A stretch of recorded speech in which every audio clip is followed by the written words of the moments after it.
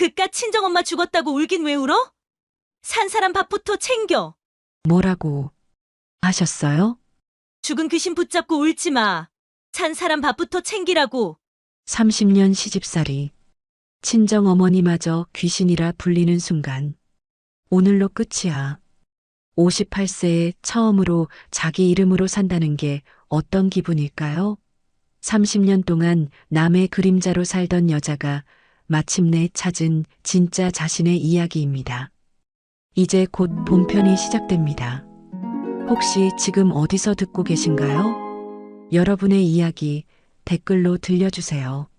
그리고 구독과 좋아요는 무료이니 한번 눌러주시면 감사하겠습니다. 새벽 5시 안정자는 시어머니 고복내의 호출 소리에 잠이 깼습니다. 벌써 30년째 반복되는 아침이었죠. 부엌으로 향하는 정자의 발걸음은 무겁고 느렸습니다. 오늘도 5식구 아침밥을 차려야 했으니까요. 정자야, 물 좀 갖다 줘. 시어머니의 목소리가 안방에서 들려왔습니다. 정자는 손을 닦고 물잔을 들고 방으로 향했죠. 85세의 복내는 침대에 앉아 정자를 내려다봤습니다. 여전히 건강했고 여전히 며느리를 부려먹기 좋아했죠. 이것도 못하고 저것도 못하고 쓸모없는 며느리 같으니라고. 복내의 말에 정자는 고개만 끄덕였습니다. 변명도 대꾸도 하지 않았죠. 그렇게 사는 게 편했으니까요. 아니, 그렇게 사는 것만이 이 집에서 살아남는 방법이었습니다. 정자야, 빨래도 해야 하고 청소도 해야 하는데 언제까지 꾸물거릴 거니? 복내는 며느리가 물을 갖다 주는 것조차 당연하게 여겼습니다. 30년 동안 그래왔으니까요. 정자는 고개를 숙이고 방을 나왔죠. 부엌에서 아침을 준비하는 정자의 손은 기계처럼 움직였습니다. 밥을 짓고 국을 끓이고 반찬을 차리는 모든 과정이 자동으로 이루어졌죠. 생각할 필요도 없었습니다. 30년 동안 매일 해온 일이었거든요. 남편 오상구는 신문을 보며 묵묵히 밥을 먹었습니다. 정자에게 고맙다, 맛있다는 말 한마디 건네지 않았죠. 아침 인사조차 없었습니다. 그저 밥상을 받아먹는 것이 당연하다는 듯이 행동했어요. 상구야, 오늘 일찍 들어와. 정자가 친정 병문안 간다고 하니까 저녁 준비가 늦어질 거야. 복내의 말에 상구는 고개만 끄덕였습니다. 아내가 친정 어머니를 돌보는 것조차 불편해하는 기색이었죠. 정자는 그런 남편을 바라보며 가슴이 답답했지만 아무 말도 하지 않았습니다. 시누이 오은정은 늦잠을 자느라 아침 식사에 나오지 않았습니다. 언제나 그랬죠. 60세가 되도록 시집도 가지 않고 친정에서 놀고 먹으면서도 정자에게만큼은 늘 위에서 내려다보는 자세였어요. 설거지를 마친 정자는 복내에게 말했습니다. 어머니, 친정 병원에 다녀오겠습니다. 또 가냐? 어제도 갔잖니. 늙은 것이 언제까지 살 거라고 매일 가냐? 복내의 말에 정자의 가슴이 찔렸지만 대답하지 않았습니다. 친정 어머니 정옥자는 이 세상에서 정자를 사랑해주는 유일한 사람이었거든요. 하지만 그런 마음을 복내에게 털어놓을 수는 없었어요. 버스를 타고 병원으로 향하는 정자의 마음은 무거웠습니다. 어머니의 병세가 날로 악화되고 있다는 것을 알고 있었거든요. 의사는 시간이 얼마 남지 않았다고 말했어요. 하지만 정자는 그 사실을 받아들이고 싶지 않았습니다. 엄마, 어떻게 지내세요? 병실 문을 열고 들어서는 정자의 목소리는 떨렸습니다. 옥자는 딸을 보자 힘겹게 미소를 지었죠. 83세의 옥자는 어제보다 더 야위어 보였습니다. 정자야, 넌 언제까지 그렇게 살 거니? 옥자의 말에 정자는 대답하지 못했습니다. 어떻게 대답해야 할지 몰랐거든요. 시집살이가 힘들다고 말하면 어머니만 걱정하실 테니까요. 엄마는 괜찮으니까 제 걱정은 하지 마세요. 정자는 억지로 미소를 지었습니다. 옥자는 딸의 거짓말을 알아챘지만 더 이상 묻지 않았죠. 그저 정자의 손을 꼭 잡고 있을 뿐이었습니다. 정자야, 내가 행복했으면 좋겠다. 엄마가 제일 바라는 건 그거야. 옥자의 말에 정자의 눈가가 촉촉해졌습니다. 하지만 울 수는 없었어요. 어머니 앞에서 약한 모습을 보일 수 없었거든요. 2시간을 함께 보낸 후 정자는 집으로 돌아가야 했습니다. 복내의 점심을 준비해야 했거든요. 옥자는 딸의 뒷모습을 바라보며 한숨을 쉬었어요. 집에 돌아온 정자를 맞이한 것은 은정의 차가운 시선이었습니다. 또 병원 갔다 왔어? 매일 가면 뭐해? 어차피 늙어서 죽을 건데. 은정의 말에 정자는 아무 대답도 하지 않았습니다. 부엌으로 향해 점심 준비를 시작했죠. 하지만 마음은 무거웠어요. 그날 저녁 온 가족이 모여 식사를 하는 자리에서 은정이 또다시 입을 열었습니다. 정자야, 친정엄마 병문안 그만 다녀.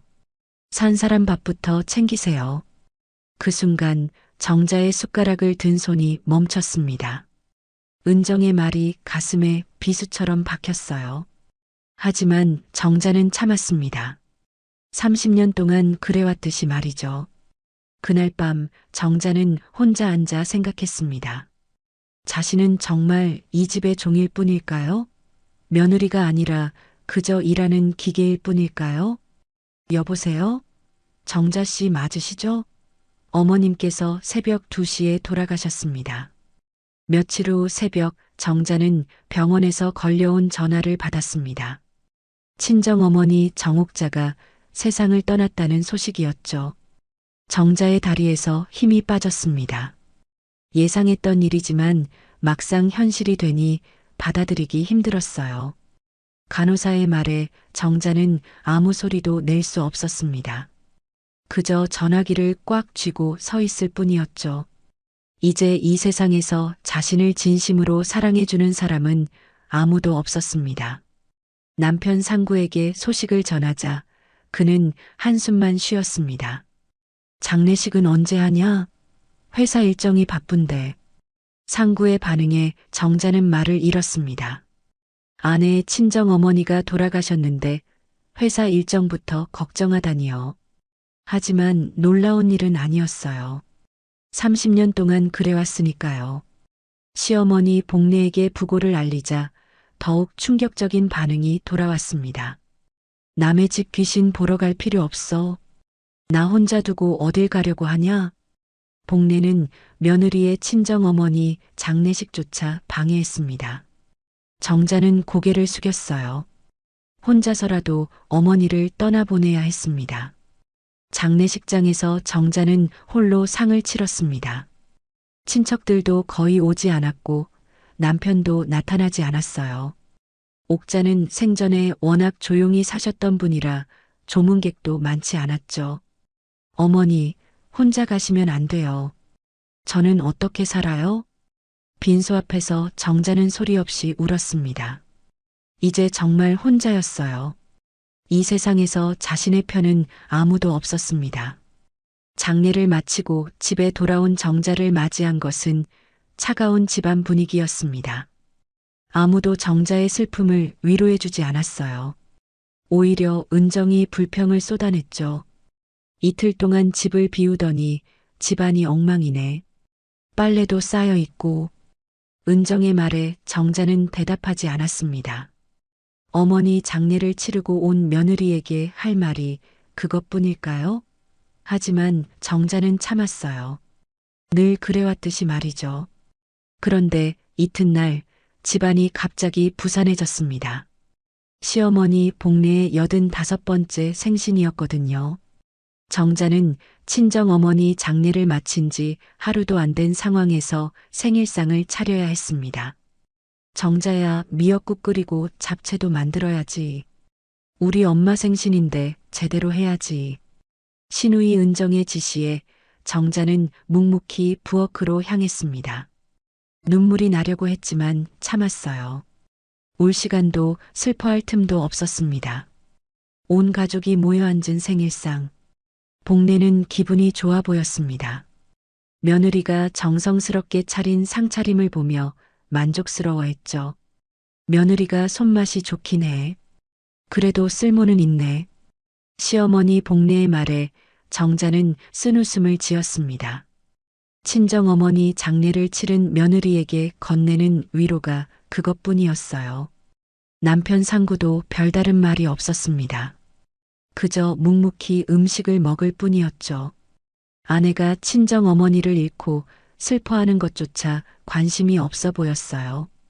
정자는 마지막으로 미역국을 떠서 식탁에 올리려고 했습니다. 그때 은정이 또다시 입을 열었어요.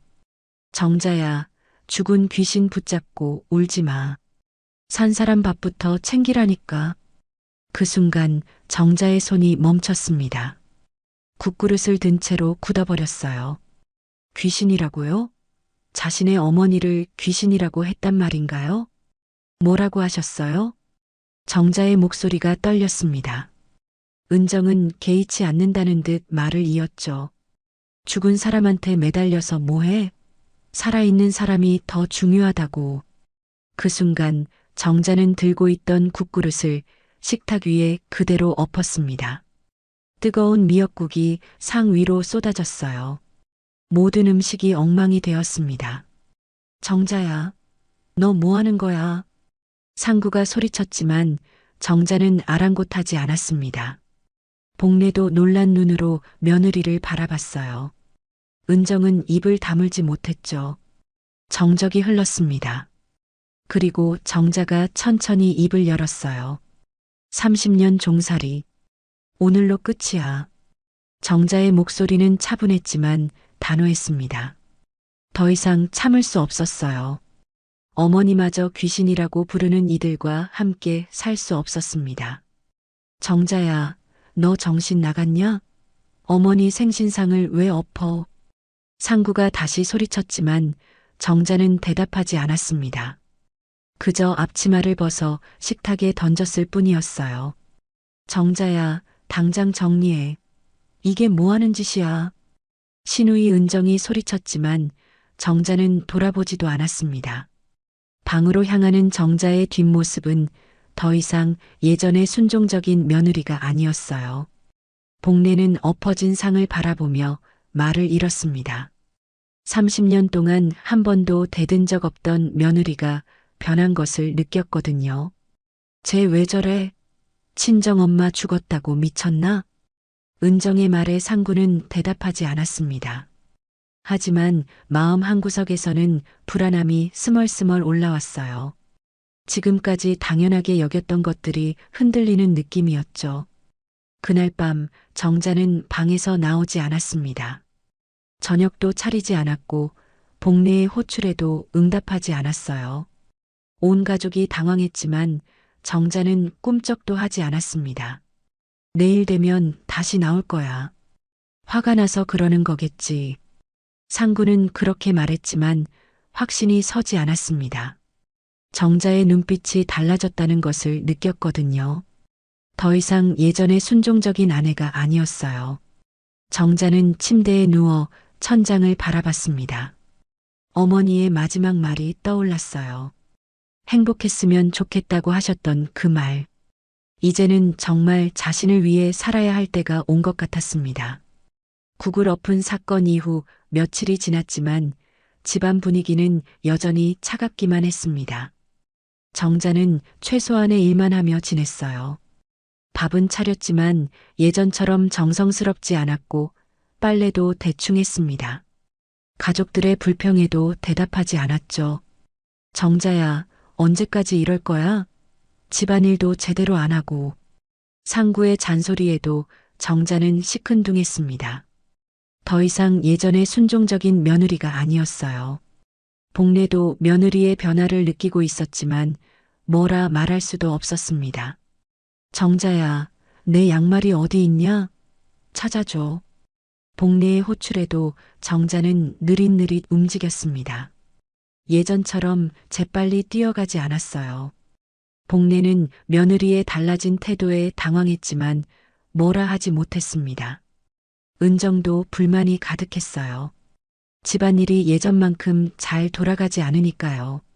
정자야, 친정엄마 죽었다고 언제까지 삐져 있을 거야? 이제 그만하고 원래대로 해. 하지만 정자는 대답조차 하지 않았습니다. 은정의 말에 귀 기울일 필요를 느끼지 못했어요. 30년 동안 충분히 들었다고 생각했거든요. 그런데 은정이 계속 잔소리를 이어갔습니다.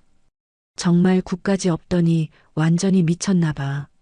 시어머니 생신상을 없다니. 은정의 말에 정자는 처음으로 반응을 보였습니다. 차가운 눈빛으로 은정을 바라봤어요. 언니도 그때 있었잖아요. 왜 말렸어야죠? 정자의 대답에 은정은 더욱 화가 났습니다. 며느리가 대들다니 상상도 못한 일이었어요. 그러던 어느 날 아침 복례가 갑자기 쓰러졌습니다. 화장실에서 나오다가 그대로 바닥에 주저앉은 거예요. 정자가 발견했지만 당황하지 않았습니다. 침착하게 구급차를 불렀죠. 어머니, 괜찮으세요? 정자의 목소리는 담담했습니다. 예전처럼 울면서 안절부절 못하지 않았어요. 마치 남의 일처럼 차분했습니다. 급히 병원으로 실려간 복례는 중풍 진단을 받았습니다. 의사는 반신불수가 되었다고 설명했어요. 앞으로 거동이 많이 불편할 거라고 했습니다. 누군가 계속 돌봐드려야 합니다. 가족 중에 간병할 분이 계신가요? 의사의 질문에 상구와 은정이 자연스럽게 정자를 바라봤습니다. 당연히 며느리가 할 일이라고 생각했거든요. 하지만 정자의 대답은 달랐어요. 병수발은 제가 할 수 없습니다. 정자의 말에 상구와 은정이 동시에 돌아봤습니다. 며느리가 시어머니 병수발을 거부한다고요? 믿을 수 없는 일이었어요. 정자야, 너 지금 뭐라고 한 거야? 상구가 다그쳤지만 정자는 단호했습니다. 더 이상 이 집의 무료 간병인 역할을 할 수 없었어요. 30년 동안 충분히 했다고 생각했습니다. 언니가 하세요. 친딸이잖아요. 정자가 은정을 향해 말했습니다. 은정은 할 말을 잃었어요. 자신이 직접 어머니를 돌봐야 한다는 생각은 해본 적이 없었거든요. 도리도 모르는 며느리 같으니라고. 시어머니가 쓰러졌는데 병수발을 안 한다고? 은정이 소리쳤지만 정자는 미소만 지었습니다. 그 미소가 더욱 섬뜩했어요. 예전 같으면 울면서 사과했을 정자가 아니었거든요. 도리어? 30년 동안 충분히 했어요. 정자의 차분한 대답에 은정은 더욱 화가 났습니다. 며느리가 이렇게 대들다니 세상이 뒤바뀐 것 같았어요. 결국 복례는 요양병원으로 옮겨졌습니다. 은정과 상구가 번갈아 가며 돌보기로 했지만 며칠 지나지 않아 한계를 느꼈어요. 간병이 얼마나 힘든 일인지 깨달았습니다. 정자야, 하루 종일 병원에 있어야 하는데 어떻게 견디냐? 은정이 지쳐서 하소연했습니다. 이제야 정자가 얼마나 고생했는지 조금이나마 이해하게 되었어요. 정자야, 그래도 우리 엄마인데 한 번씩이라도 와서 봐야 하는 거 아니야? 상구가 애원하듯 말했지만 정자는 고개를 저었습니다. 더 이상 그런 의무감에 얽매이고 싶지 않았어요. 며칠 후 예상치 못한 일이 벌어졌습니다. 장례식장에서 연락이 온 거예요. 복례가 사전 장례 예약 상담을 신청했다는 내용이었습니다. 나이가 많고 건강이 악화되면서 미리 준비하고 싶다고 했대요. 어머니가 그런 말씀을 하셨다고요? 상구가 놀라며 물었습니다. 평소 죽음에 대한 이야기를 꺼려하던 복례였는데 갑작스런 변화였거든요. 하지만 중풍으로 쓰러진 후 심경에 변화가 있었나 봤어요. 장례식장에 모인 가족들. 복례는 휠체어에 앉아 있었고 상구와 은정이 양쪽에서 부축하고 있었습니다. 정자도 따라왔지만 멀찍이 떨어져 서 있었어요. 어르신, 미리 준비하시는 것은 현명한 선택이십니다. 장례식장 직원이 친절하게 설명했습니다. 그런데 그 직원을 보자 정자가 깜짝 놀랐어요. 며칠 전 친정어머니 장례 때 도움을 받았던 최기철이었거든요. 며칠 전에 어머님 장례 도와드린 분 아니세요? 최기철이 정자를 알아보며 말했습니다. 그러자 분위기가 갑자기 어색해졌어요. 상구와 은정이 정자를 바라봤거든요. 네, 맞습니다. 그때 도움 많이 받았어요. 정자가 담담하게 대답했습니다. 최기철은 그날 정자가 혼자 장례를 치르는 모습을 봤던 기억이 났어요. 혼자서 고생 많이 하셨죠. 가족들이 도와주지 않아서 힘들어 보이셨는데. 최기철의 말에 상구와 은정의 얼굴이 붉어졌습니다. 정자가 혼자 장례를 치렀다는 사실이 외부인에게 알려진 것이 부끄러웠거든요. 그때는 사정이 있어서 상구가 변명하려 했지만 정자가 먼저 말했습니다. 괜찮아요. 이제 익숙해졌어요. 정자의 담담한 대답에 최기철은 안타까운 표정을 지었습니다. 그리고 은정이 갑자기 화를 냈어요. 정자야, 남 앞에서 그런 식으로 말하지 마. 은정의 소리에 주변 사람들이 모두 쳐다봤습니다. 정자는 침착하게 말했어요. 언니야말로 여기서 소리 지르지 마세요. 민망하잖아요. 정자의 말에 은정은 더욱 분노했습니다. 며느리가 자신을 타이르다니 세상이 뒤바뀐 것 같았어요. 복례는 휠체어에서 이 모든 상황을 지켜봤습니다. 중풍으로 말이 어눌해졌지만 상황은 이해하고 있었어요. 며느리가 완전히 달라졌다는 것을 말이죠. 최기철은 이런 가족 간의 갈등을 지켜보며 조심스럽게 말했습니다. 상담실에서 이야기하시는 게 어떨까요? 여기는 다른 분들도 계시니까요. 그날 장례식장에서 벌어진 일은 가족 모두에게 충격이었습니다. 정자가 이토록 변할 줄은 아무도 예상하지 못했거든요. 더 이상 예전의 순종적인 며느리가 아니라는 것을 모두가 깨달았어요. 장례식장에서의 일이 있은 후 며칠이 지났습니다. 복례의 상태는 더욱 악화되었어요. 중풍으로 인해 말도 어눌해지고 몸도 자유롭게 움직일 수 없게 되었습니다. 요양병원에서 하루하루를 보내는 복례는 많은 생각을 하게 되었어요. 침대에 누워 천장을 바라보는 시간이 늘어나면서 복례는 자신의 지난 삶을 돌아봤습니다. 특히 며느리 정자에게 어떻게 했는지 생각해 보니 후회가 밀려왔어요.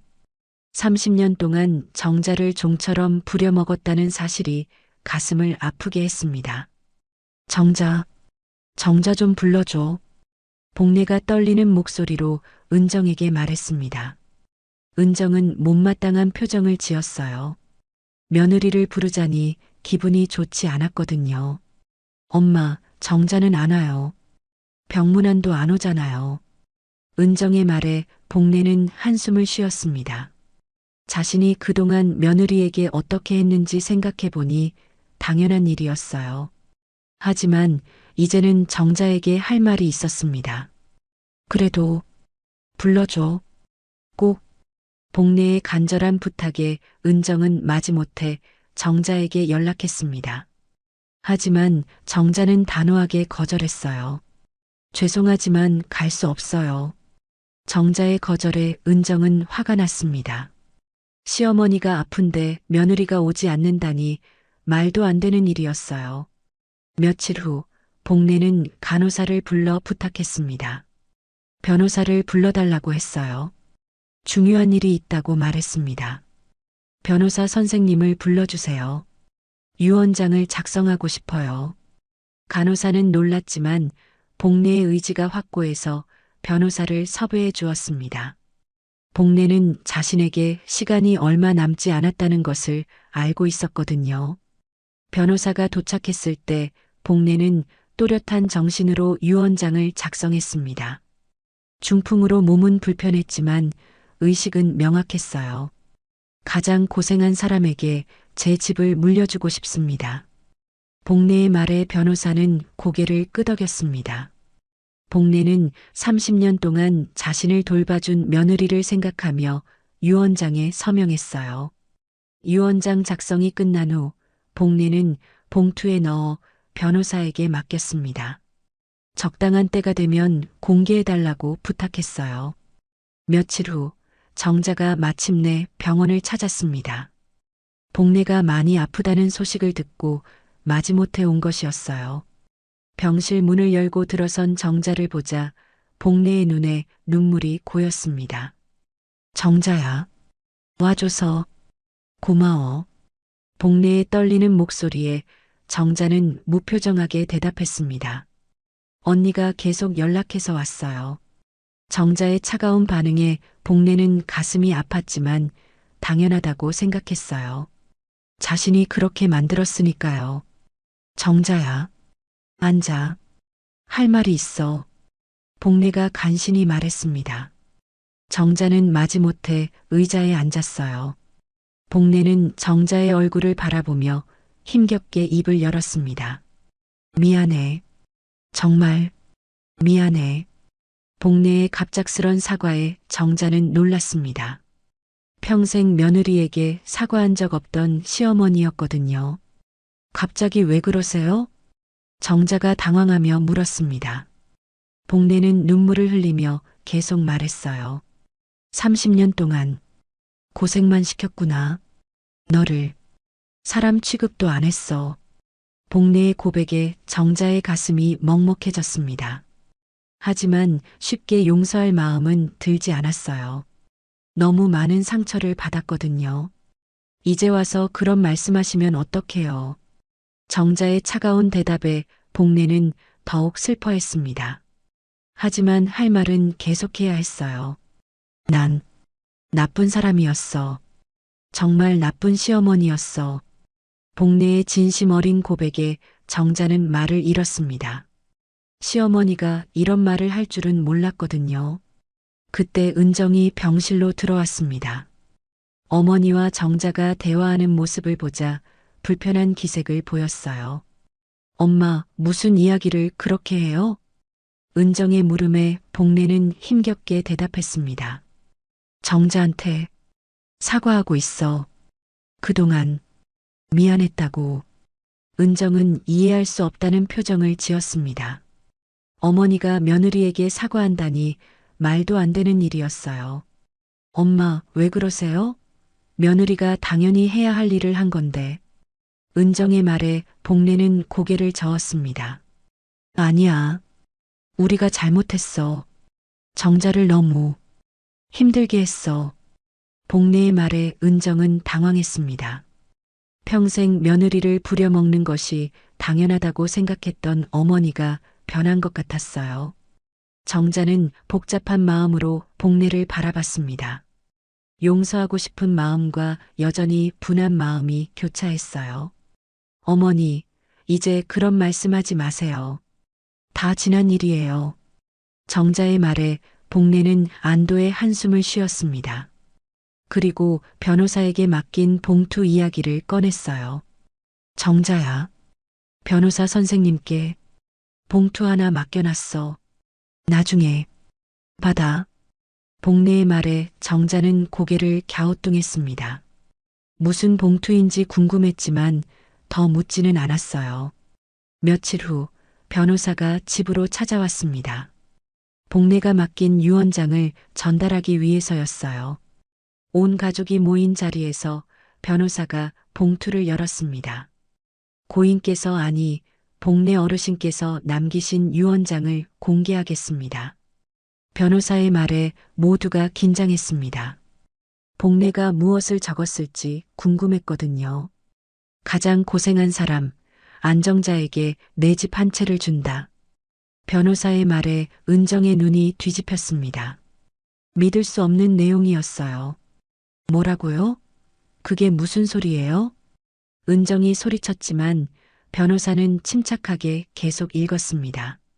30년 동안 우리 가족을 돌봐준 정자에게 감사하다. 미안하다. 유언장의 내용은 간단했지만 충격적이었습니다. 복례가 정자에게 집을 유산으로 남긴 것이었어요. 엄마가 정신이 나갔나 봐. 며느리한테 집을 준다고? 은정이 분노하며 소리쳤습니다. 상구도 놀란 표정이었어요. 정자는 친정엄마 장례 치르느라 어머니 생신상도 안 차렸다고. 그런 며느리한테 왜 집을 줘? 은정의 항의에 정자가 조용히 말했습니다. 그래서 주신 거 아닐까요? 어머니께서 깨달으신 거죠. 정자의 말에 은정은 할 말을 잃었습니다. 복례가 마지막에 무엇을 깨달았는지 이해하게 되었거든요. 유언장 사건 이후 며칠이 지났지만 집안 분위기는 여전히 차가웠습니다. 은정은 어머니가 정자에게 집을 물려준다는 사실을 받아들일 수 없었어요. 매일같이 불평을 쏟아냈습니다. 정말 말도 안 돼. 며느리가 집을 받다니. 은정의 분노는 날이 갈수록 커져만 갔습니다. 그러던 어느 날 은정이 정자에게 다가와 험악한 표정을 지었어요. 정자야, 너 정말 뻔뻔하다. 어머니한테서 집까지 받아내고. 정자는 설거지를 하면서 대답하지 않았습니다. 은정의 잔소리에 더 이상 귀 기울이고 싶지 않았어요. 말 안 할 거야? 그럼 내가 하나 알려줄게. 은정의 목소리에 뭔가 다른 기운이 감돌았습니다. 정자는 손을 멈추고 은정을 바라봤어요. 상구가 애인 있는 거 몰랐어? 정자의 얼굴에서 핏기가 사라졌습니다. 무엇이라고 했다고요? 상구가 애인이 있다고요? 뭐라고 하셨어요? 정자의 떨리는 목소리에 은정은 만족스러운 표정을 지었습니다. 드디어 며느리에게 한 방 먹인 기분이었어요. 회사 격리하는 여자랑 눈 맞았대. 너보다 젊고 돈도 잘 벌어. 은정의 말에 정자는 그 자리에 주저앉을 뻔했습니다. 상구가 다른 여자와 바람을 피운다니 믿을 수 없는 일이었어요. 언니가 어떻게 그런 걸 알아요? 정자가 간신히 물었습니다. 은정은 씩 웃으며 대답했어요. 상구가 술 마시고 와서 실수로 말했지. 그 여자 이름까지 말하더라. 정자의 머릿속이 하얘졌습니다. 30년 동안 바보같이 살았다는 생각이 들었어요. 남편을 위해 자신의 모든 것을 포기했는데 그가 바람을 피우고 있었다니요. 얼마나 됐어요? 정자의 질문에 은정이 더욱 잔인하게 대답했습니다. 한 2년 됐다더라. 아, 그리고 그 여자한테 명의이전도 했대. 아파트 하나. 정자는 완전히 무너졌습니다. 명의이전까지 했다고요? 그럼 진짜 진지한 관계라는 뜻이었어요. 너 바보야? 남편이 바람 피우는 줄도 모르고. 은정의 조롱에 정자는 아무 말도 할 수 없었습니다. 정말 바보같이 살았다는 생각뿐이었어요. 그날 저녁 상구가 집에 돌아왔을 때 정자는 그를 다른 눈으로 바라봤습니다. 지금까지 몰랐던 것이 신기할 정도였어요. 여보, 밥 줘. 상구의 평상시와 다름없는 말투에 정자는 분노가 치밀어 올랐습니다. 어떻게 이렇게 태어날 수 있을까요? 회사 격리 여자 이야기 좀 해봐요. 정자의 말에 상구의 얼굴이 순간 굳었습니다. 들켰다는 표정이었어요. 뭔 소리야? 상구가 발뺌하려 했지만 정자는 이미 다 알고 있었습니다. 은정 언니한테 다 들었어요. 2년 동안 만났다면서요? 아파트 명의이전까지 해줬다면서요? 상구는 할 말을 잃었습니다. 누나에게 술김에 말한 것이 들통난 거였어요. 정자야, 이것도 저것도 없어요. 30년 동안 바보같이 살았네요. 정자의 차가운 말에 상구는 당황했습니다. 아내가 이렇게 나온 적이 없었거든요. 정자야, 잠깐만. 끝이에요. 더 이상 할 말 없어요. 정자는 방으로 들어가 문을 잠갔습니다. 상구가 밖에서 아무리 두들겨도 문을 열지 않았어요. 방 안에서 정자는 자신의 지난 삶을 돌아봤습니다. 결혼 전에는 요리 연구가였어요. 영양사 자격증도 있었고 여러 요리 프로그램에도 출연했었죠. 나름 인정받는 전문가였습니다. 하지만 상구와 결혼한 후 모든 것을 포기했어요. 상구가 아내는 집에 있어야 한다고 했거든요. 회사 부장인 자신의 체면을 위해서라고 했어요. 바보같이 살았구나. 정자는 자신에게 화가 났습니다. 왜 그렇게 순종적으로 살았을까요? 자신의 능력을 포기하면서까지 말이에요. 며칠 후 정자는 상구에게 말했습니다. 이혼해요. 상구는 깜짝 놀랐습니다. 아내가 이혼을 먼저 꺼낼 줄은 몰랐거든요. 정자야, 진정해. 그냥 실수였어. 실수요? 2년 동안 만나고 명의 이전까지 해준 게 실수예요? 정자의 날카로운 추궁에 상구는 말문이 막혔습니다. 나는 그동안 뭐였어요? 요리하고 빨래하고 청소하는 기계였어요? 정자의 목소리에 분노가 섞여 있었습니다. 상구는 처음 보는 아내의 모습에 당황했어요. 정자야, 우리 얘기 좀 해보자. 할 말 없어요. 이제 각자 살아요. 정자는 짐을 싸기 시작했습니다. 30년 동안 모은 것이 별로 없다는 사실이 서글펐어요. 정자야, 이렇게 나가면 어디서 살 거야? 상구의 걱정에 정자는 웃었습니다. 어머니가 주신 집이 있잖아요.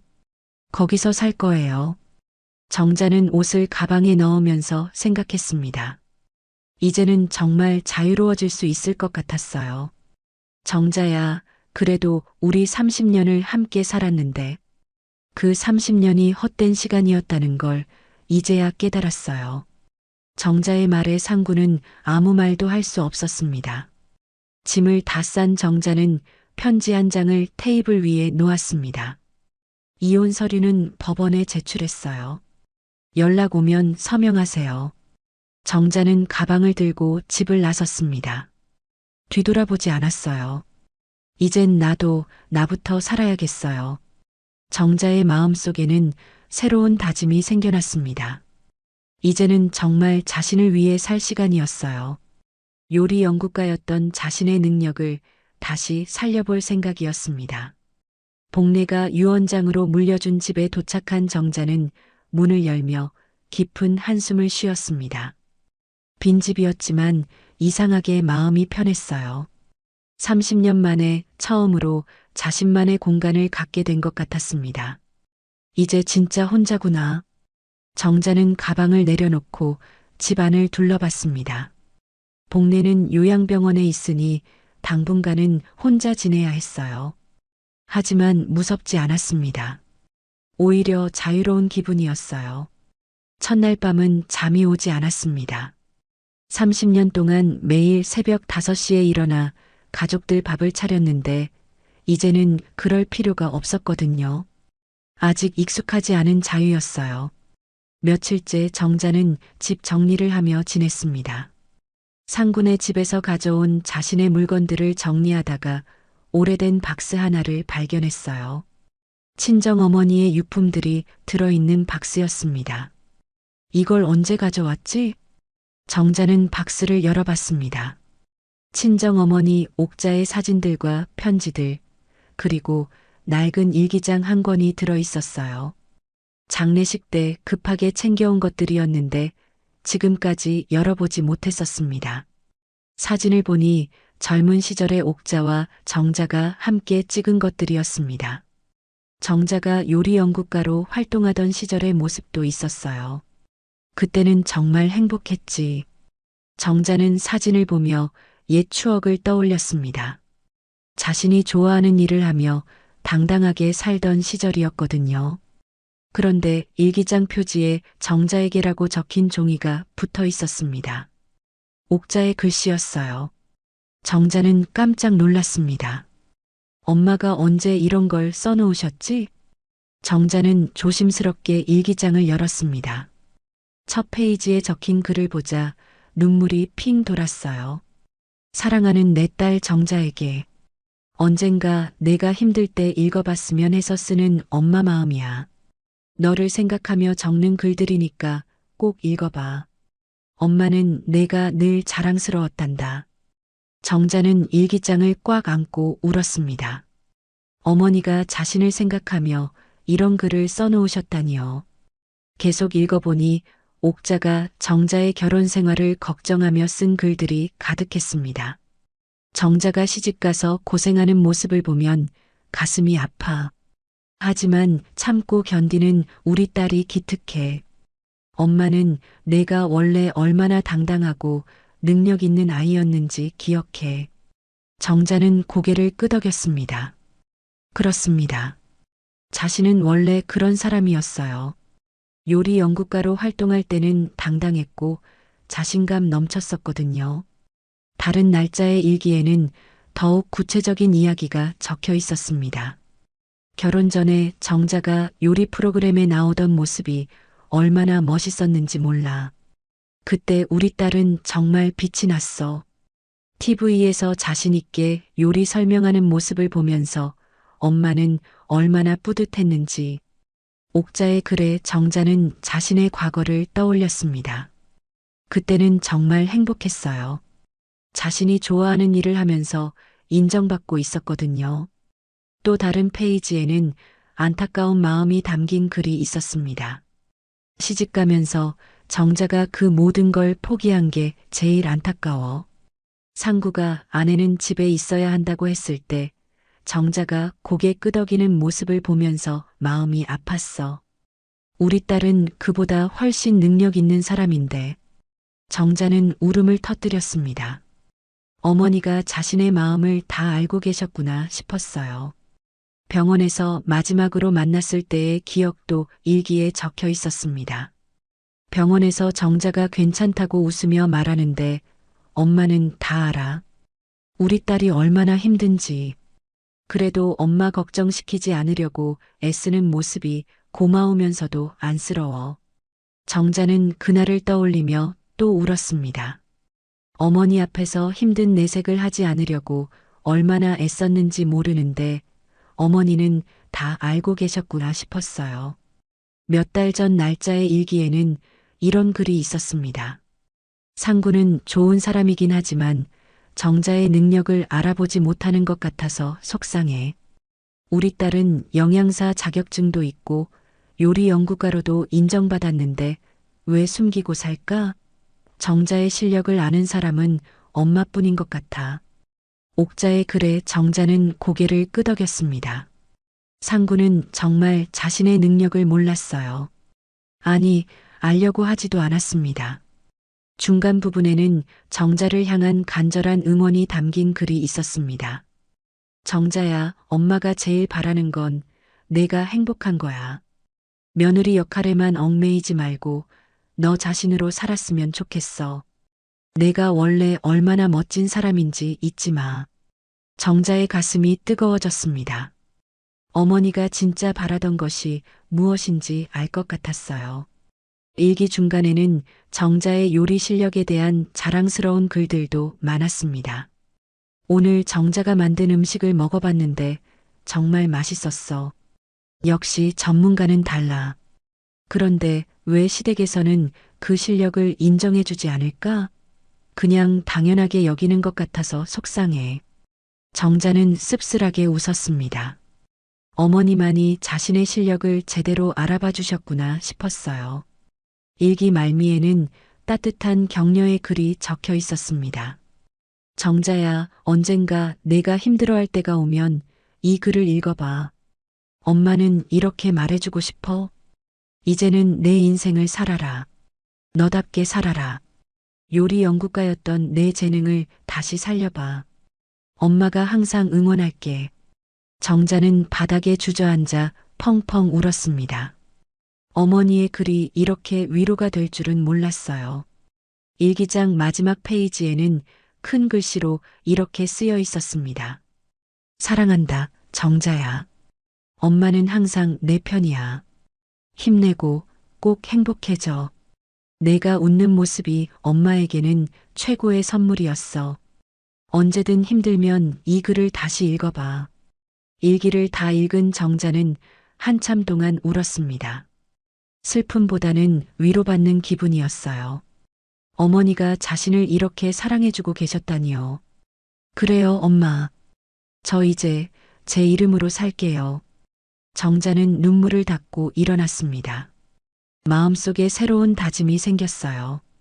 이제는 정말 자신답게 살아보고 싶었습니다. 그날부터 정자는 달라졌습니다.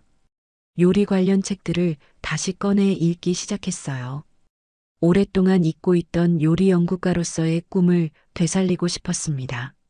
내가 정말 좋아했던 게 뭐였지? 정자는 자신에게 물어봤습니다. 30년 동안 남의 입맛에 맞춰 요리만 해왔지, 정작 자신이 하고 싶은 요리가 뭔지 잊어버렸거든요. 며칠 동안 정자는 여러 가지 요리를 시도해 봤습니다. 시댁에서는 할 수 없었던 창의적인 요리들이었어요. 집안이 맛있는 냄새로 가득했습니다. 역시 내가 좋아하는 건 이거구나. 정자는 요리하는 자신의 모습을 보며 기뻤습니다. 이렇게 행복한 기분이 언제였나 싶었어요. 어머니의 따뜻한 격려가 계속 마음에 남았어요. 친정 어머니의 일기를 읽고 새로운 다짐을 한 정자는 본격적으로 이혼 절차를 진행했습니다. 변호사를 찾아가 상담을 받았어요.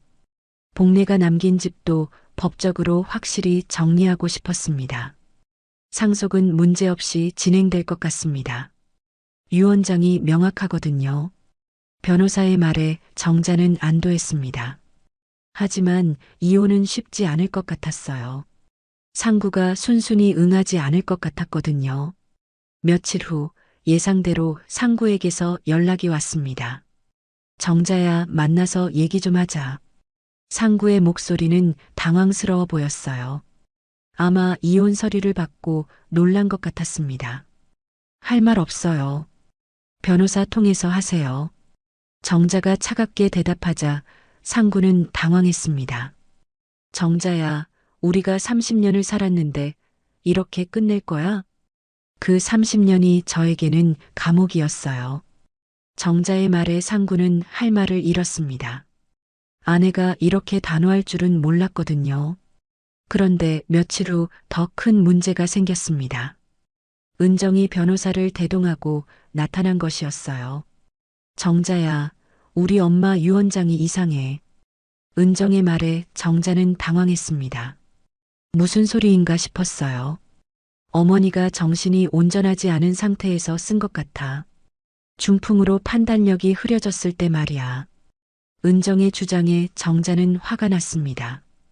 복례가 얼마나 또렷한 정신으로 유언장을 작성했는데 말이에요.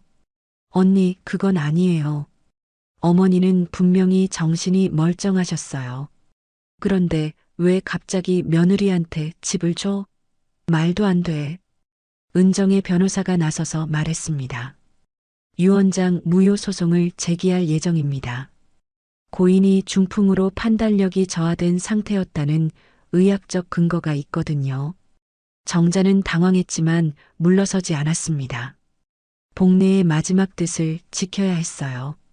그런데 더 큰 충격이 기다리고 있었습니다. 며칠 후 카페에서 만나자는 낯선 여자의 전화를 받았어요. 안정자 씨죠? 저는 김미영이에요. 상구 씨와 사귀고 있는. 정자는 깜짝 놀랐습니다. 상구의 애인이 직접 연락을 한 것이었어요. 카페에 나가보니 정자보다 10살쯤 어려 보이는 여자가 앉아 있었습니다. 단정한 정장 차림에 자신감 넘치는 모습이었어요. 처음 뵙겠습니다. 미영이 인사했지만 정자는 대답하지 않았습니다. 이 여자를 만날 이유가 없다고 생각했거든요. 제가 왜 만나자고 했는지 아시죠? 미영의 말에 정자는 차갑게 대답했습니다. 모르겠어요. 할 말도 없고요. 상구 씨는 저를 선택했어요. 이혼하시는 게 서로에게 좋을 것 같아서 만나자고 한 거예요. 미영의 당당한 말에 정자는 어이가 없었습니다. 이 여자가 무슨 자격으로 이런 말을 하는 건가요? 당신이 뭔데 그런 말을 해요? 정자의 반문에 미영은 씩 웃었습니다. 저는 회계사예요. 중소기업에서 격리부장하고 있고 상구 씨보다 연봉도 많이 받아요. 미영의 자랑에 정자는 화가 났습니다. 돈으로 사람을 평가하다니 말이에요. 그래서 어쩌라고요? 당신은 요리밖에 모르는 늙은 여자잖아요. 저는 젊고 능력도 있고요. 미영의 모욕에 정자의 참을성이 한계에 달했습니다. 요리밖에 모른다고요? 정자가 일어서며 말했습니다. 저도 전문직이었어요. 요리 연구가이자 영양사였고 TV 프로그램에도 나왔었어요. 미영은 당황한 표정을 지었습니다. 정자가 이런 경력이 있을 줄은 몰랐거든요. 하지만 지금은 아무것도 안 하잖아요. 그냥 집에서 빈둥거리는. 그건 제가 포기한 거예요. 남편을 위해서 말이에요. 하지만 이제는 다시 시작할 거예요. 정자의 당당한 선언에 미영은 비웃었습니다. 나이가 몇인데 다시 시작해요? 현실을 봐요. 그때 정자의 휴대폰이 울렸습니다. 변호사에게서 온 전화였어요. 정자 씨, 큰일 났어요. 상구 씨 명의로 된 빚이 발견됐는데요. 변호사의 말에 정자는 깜짝 놀랐습니다. 미영도 정자의 표정 변화를 눈치챘어요. 잠깐만요. 정자가 전화를 받자 변호사가 계속 설명했습니다. 상구 씨가 회사 돈을 횡령한 것 같아요. 그리고 정자 씨 명의로도 대출이 있네요. 정자는 온몸에 소름이 돋았습니다. 자신 명의로 대출이라고요? 얼마예요? 5천만 원 정도 됩니다. 대부분 도박 사이트에서 사용된 것 같아요. 정자는 휴대폰을 꽉 쥐었습니다. 상구가 자신 모르게 이런 일을 저질렀다니요. 전화를 끊고 미영을 바라본 정자의 눈빛이 차가워졌습니다. 혹시 알고 있었어요? 정자의 질문에 미영이 당황하는 기색을 보였어요. 뭘 말씀하시는지. 상구가 제 명의로 5천만 원 대출받은 거 말이에요. 도박하려고. 미영의 얼굴이 하얗게 질렸습니다. 정자가 알 줄은 몰랐거든요. 설마 같이 한 건 아니겠죠? 정자의 추궁에 미영은 자리에서 일어났습니다. 저는 몰라요. 상구 오빠가 알아서 한 일이에요. 하지만 정자는 확신했습니다. 이 여자도 분명 관련되어 있을 거라고요. 그래서 이혼 안 해주려던 거구나. 빚을 혼자 떠안을까 봐서. 정자의 말에 미영은 할 말을 잃었습니다. 당신들이 저를 이용한 거네요. 저를 바보로 만들고. 정자가 일어서며 말했습니다. 미안하지만 이제 끝이에요. 저는 절대 당신들의 희생양이 되지 않을 거예요. 그날 저녁 정자는 요양원으로 복례를 찾아갔습니다. 마음을 정리하고 싶었어요. 어머니, 안녕하세요. 정자가 인사하자 복례는 반가워했습니다. 은정도 옆에 있었지만 예전보다 기세가 꺾여 보였어요. 정자야 앉아. 복례의 말에 정자는 의자에 앉았습니다. 엄마, 정자한테 집 주면 안 돼요. 우리 가족 재산인데 왜 남한테 줘요? 은정이 여전히 주장했지만 힘이 없어 보였어요. 언니, 제가 남이라고 생각하세요? 정자의 질문에 은정은 대답하지 못했습니다. 30년 동안 함께 산 게 아무 의미 없나요? 정자의 말에 복례가 고개를 끄덕였습니다. 정자가 진짜 가족이야. 30년 동안 한 번도 싫은 소리 안 하고. 복례의 고백에 은정은 할 말을 잃었습니다. 정자야, 이제는 내 인생 살아. 행복하게. 내가 미안했어. 복례의 마지막 당부에 정자는 눈물이 났습니다. 어머니, 고맙습니다. 새로운 시작을 할 수 있게 해주셔서. 상구의 횡령과 자신명의 대출 사실을 알게 된 정자는 더욱 단호해졌습니다. 변호사와 함께 모든 법적 절차를 정리했어요. 다행히 정자가 모르는 상태에서 이루어진 대출이라 책임을 지지 않아도 되었습니다. 상구 씨는 횡령 혐의로 고발될 예정이고 부정 대출도 무효 처리됩니다. 변호사의 말에 정자는 안도했습니다. 이제 정말 자유로워질 수 있었어요. 며칠 후 상구가 정자를 찾아왔습니다. 초췌한 모습이었어요. 정자야, 내가 잘못했어. 용서해줘. 상구의 애원에 정자는 차갑게 대답했습니다. 이제 와서 그런 말 하지 마요. 늦었어요. 정자의 단호한 거절에 상구는 화가 났습니다. 너 이런 식으로 나오면 가만 안 있어. 상구가 협박하듯 말했지만 정자는 웃었습니다. 가만 있었더니 30년이 지나더라. 정자의 말에 상구는 할 말을 잃었습니다.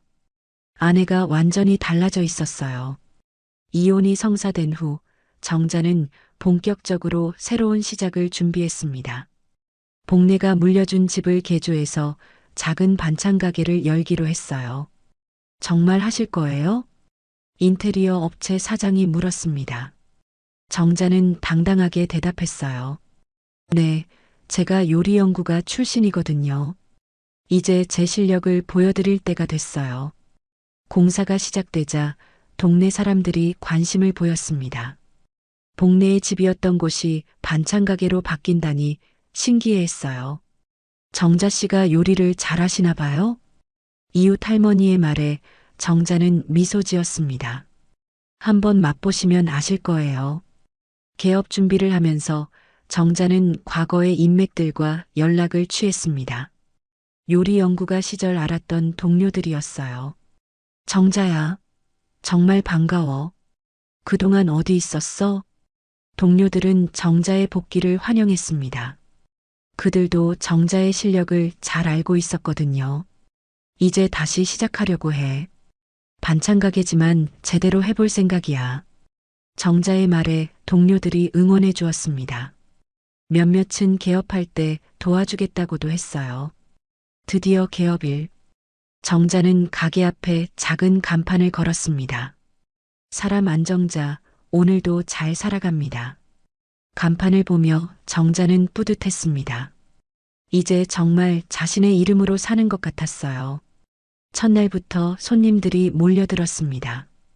정자의 요리 실력은 정말 대단했어요.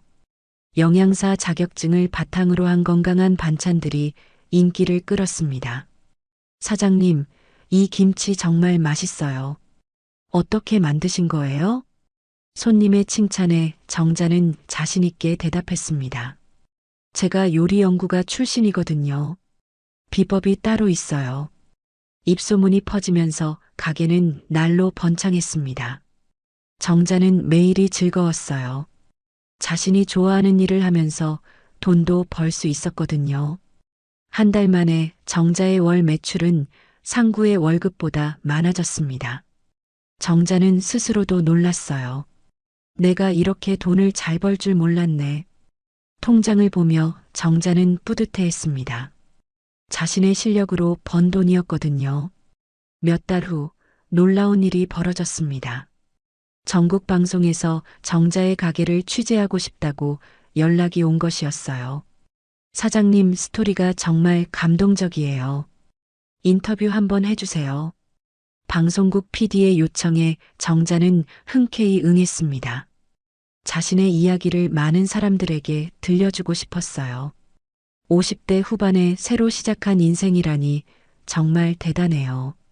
PD의 말에 정자는 웃었습니다. 나이는 숫자일 뿐이에요. 중요한 건 포기하지 않는 마음이죠. 방송이 나간 후 정자는 전국적으로 유명해졌습니다. 주문이 폭주해서 직원도 2명 더 고용해야 했어요. 그러던 어느 날 익숙한 얼굴이 가게에 나타났습니다. 장례식장 직원이었던 최기철이었어요. 사장님, 정말 대단하세요. TV에서 봤는데 감동적이었어요. 최기철의 칭찬에 정자는 웃었습니다. 고맙습니다.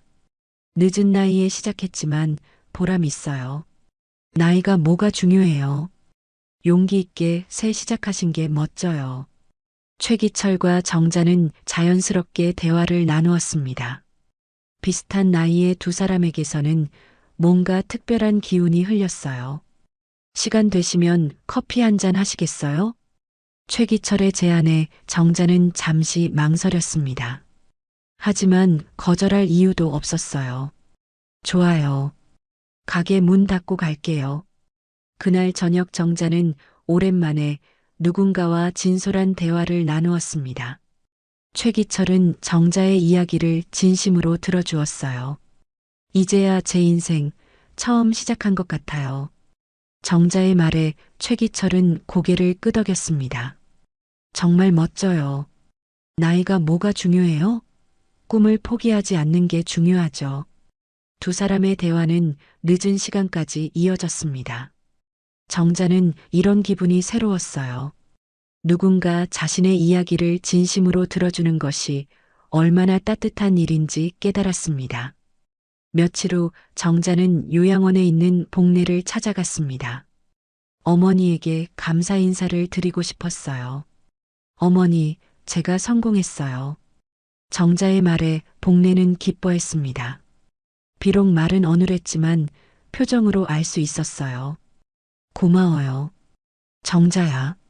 잘했어. 복례의 말에 정자는 눈물이 났습니다. 이제는 모든 것이 용서되는 것 같았어요. 어머니 덕분에 새로운 인생을 살게 됐어요. 정말 고맙습니다. 복례는 정자의 손을 꼭 잡았습니다. 며느리가 아니라 진짜 딸처럼 느껴졌어요. 이제는 내 인생 살아. 행복하게. 나는 괜찮아. 복례의 따뜻한 말에 정자는 더욱 눈물이 났습니다. 이제 정말 모든 게 끝나고 새로운 시작이라는 생각이 들었어요. 집에 돌아온 정자는 친정 어머니의 일기를 다시 읽어봤습니다. 어머니의 바람이 현실이 된 것 같아서 기뻤어요. 엄마, 저 이제 정말 행복해요. 제 이름으로 당당하게 살고 있어요. 그리고 새로운 인연도 생겼어요. 정자는 어머니의 사진을 바라보며 웃었습니다. 58세에 시작한 새로운 인생이었지만 전혀 늦지 않았어요. 오히려 지금이 진짜 시작인 것 같았습니다.